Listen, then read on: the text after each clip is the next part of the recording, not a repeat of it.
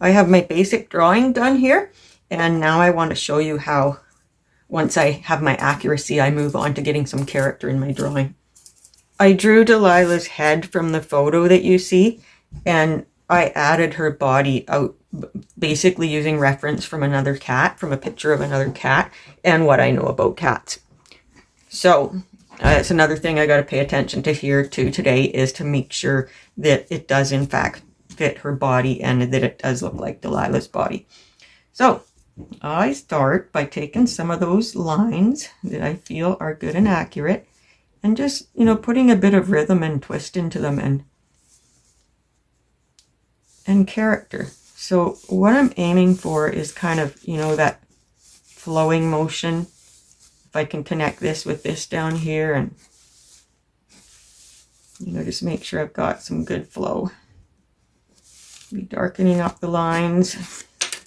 And I do a lot of erasing at this stage. And I also may get quiet here because I tend to get quiet when I focus.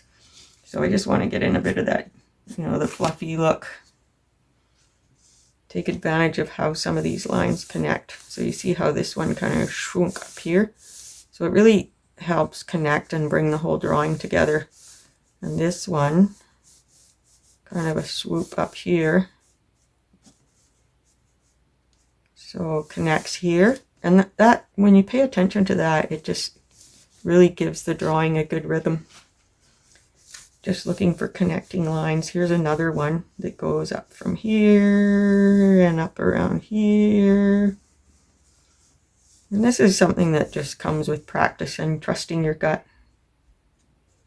This one kind of goes here like this. It's amazing how this really adds to the rhythm of a drawing.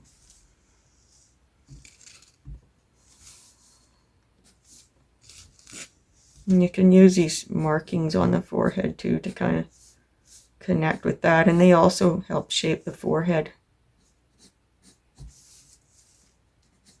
Never aiming for perfection. I don't aim for perfection. I aim for character more than anything. Capturing that particular cat's character. I just kind of get a swing for it before I put pencil to paper. And this kind of shows how, the roundness of her head. Some of these lines that I'm putting in are just to ensure that her head is looking spherical. That line would follow around there. And not all of these lines will go into the final drawing. I basically decide while I'm doing it. Pay particular attention to where the pupils point, because that, having them the wrong way, can make the cat's body look off. And that depends on your style too, because some people's style, and me sometimes too, I end up with wonky pupils, and it's just part of style.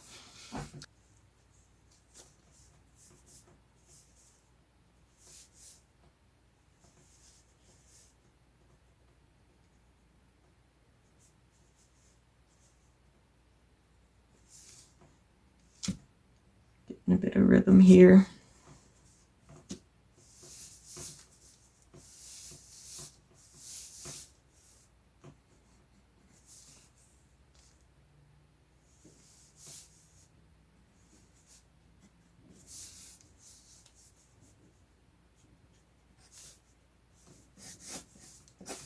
I'm very selective as to adding the suggestion of hair. And I often have people ask me how to draw hair, and I like to tell them that the best way to draw hair is to not draw hair. All I ever draw now is a suggestion of hair. So you notice at the edges here, it suggests that fluffy mane that long-haired cats have, but I'm not drawing every hair. So I'm liking her face so far. What I want to work on more than anything is her body here. Making sure it's the right body for her.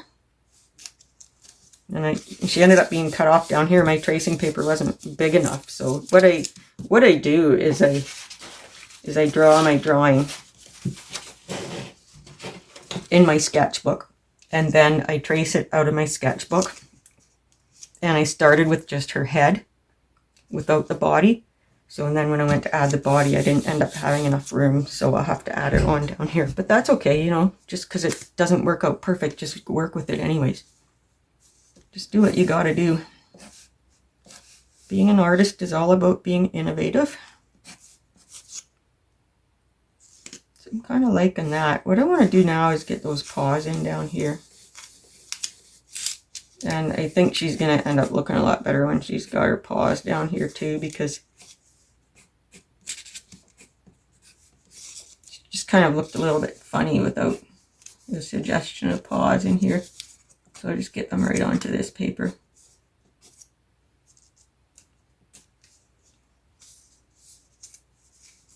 And I'm thinking maybe a bit higher up there for this one.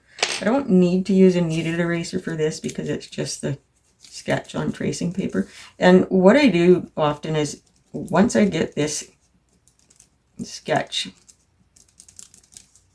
done that I have, I'll show you the sketch that I actually started with.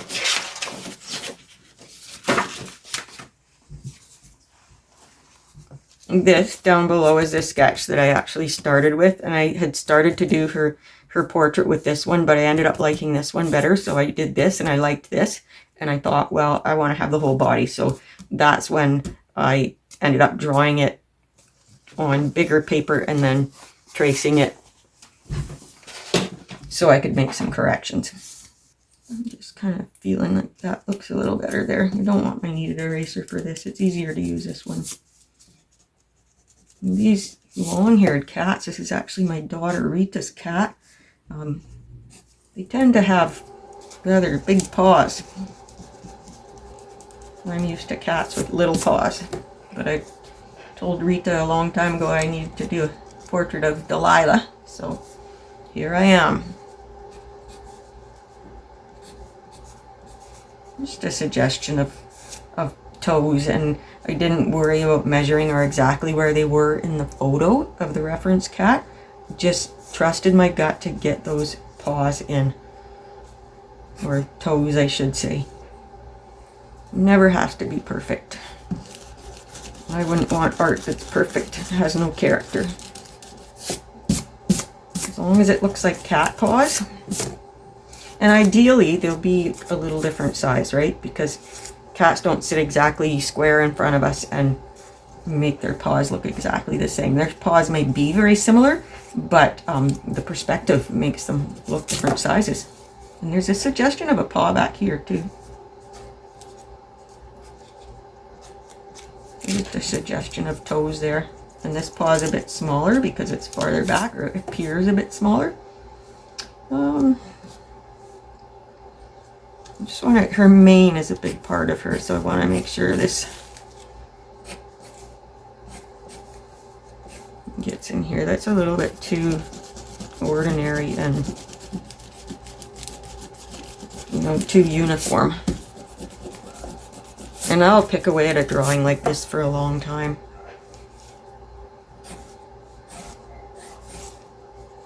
You know, you can aim for that kind of windblown look. Again, you know, adding to the rhythm here.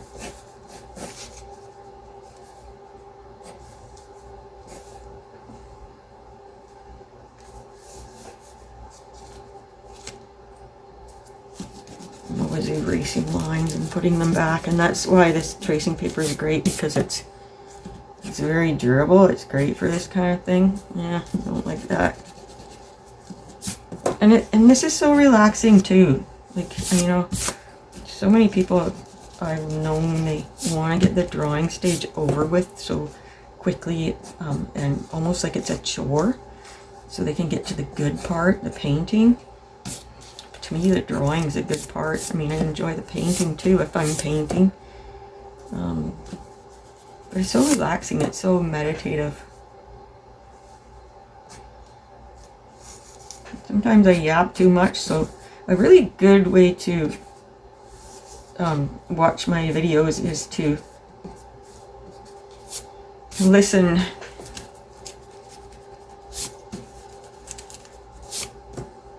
listen to them first, and then later you can just turn the sound off and just watch me draw. I suggest you definitely watch each one more than once if you're interested in doing that particular thing.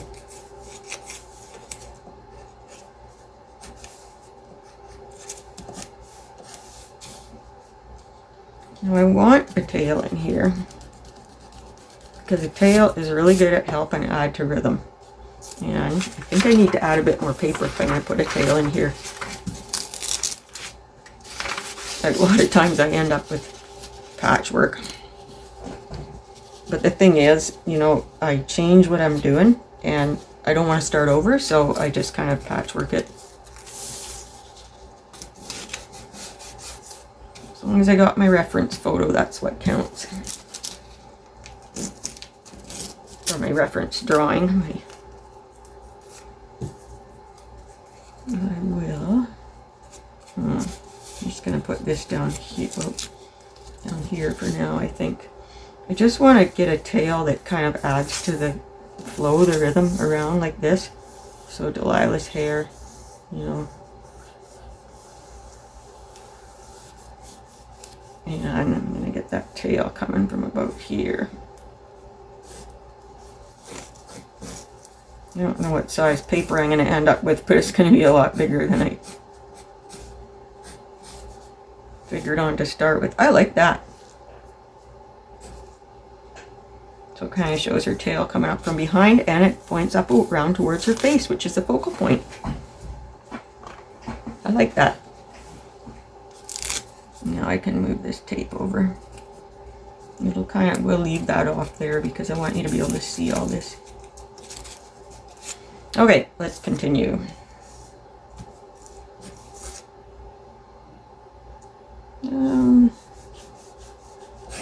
You know, maybe a line like that, because that adds to the flow here too. And I could change the looks of her hips too. I'm kind of liking it though. And quite honestly, I will probably tweak it more after I turn off the recording. But this just gives you an idea of, you can add some lines like that for extra flow.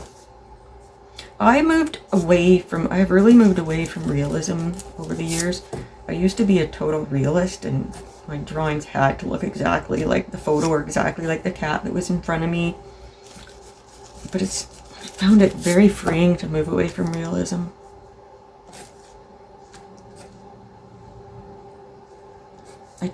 I love just aiming for character, and I think I really captured Delilah's character here.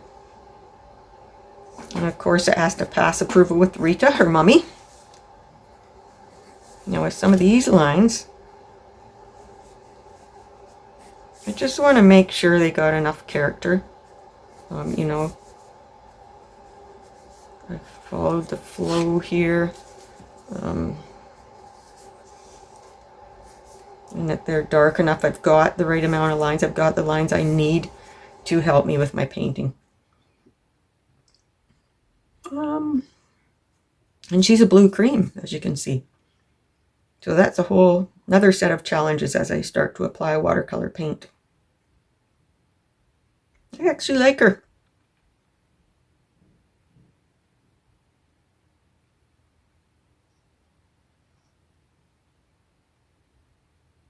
Just pondering for a few minutes here.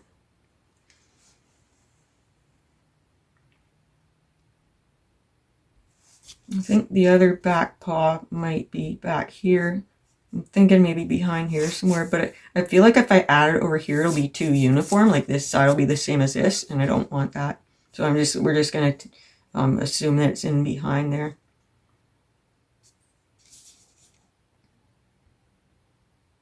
Yeah, I've got the roundness of her head. I think the shape of her eyes. This is a really good way to decide if the shape of her eyes kind of fits with the roundness of her head, because that's really important for making it look, her head looking spherical like it should be, is to have the eyes pointing in the right direction, like they're going around the head.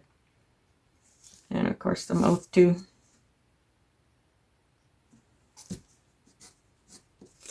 And then this kind of, you know, her head is kind of comes down like this, shows the roundness of her head. I won't put that line in the final drawing, but it's just kind of having that flow coming down from there shows me that it is accurately proportioned. Well, now looky here. Here we are a little while later. So I did talk to Rita, Delilah's mommy, and she told me that she thought a sketch that I had done earlier looked a lot more like Delilah. I'll show you that sketch. It's this one here. But I learned so much from the sketch that I already showed you that I thought I would just start again. And this is what I came up with. So I'm very happy with it now. Rita's happy with it.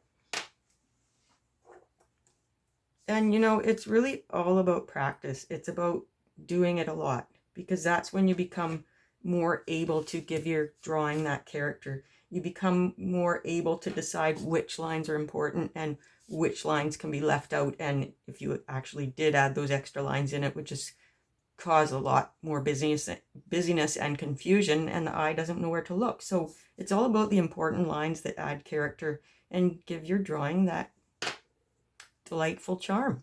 So I think I'm going to leave it at that for you, and I hope that you apply some of the techniques that I showed you and have some fun. Thanks for watching.